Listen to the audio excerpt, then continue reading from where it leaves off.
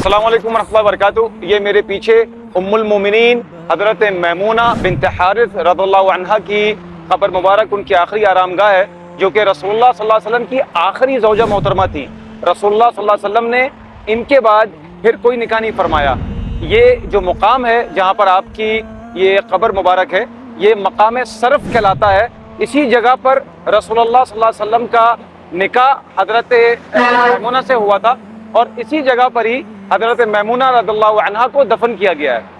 हज़रत मैमूना रज़ियल्लाहु अन्हा की क़ब्र, जो कि मकाम सरफ़ जिसे अब नवारिया कहते हैं, वहाँ से हरम बैतुल्लाह इस डायरेक्शन में तकरीबन 35 किलोमीटर के फासले पर है।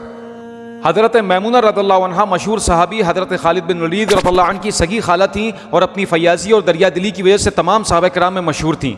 आइए अब हम आपको करीब से हज़रत मैमूना रज़ियल्लाहु अन्हा की क़ब्र मुबारक की ज़ियारत करवाएँ।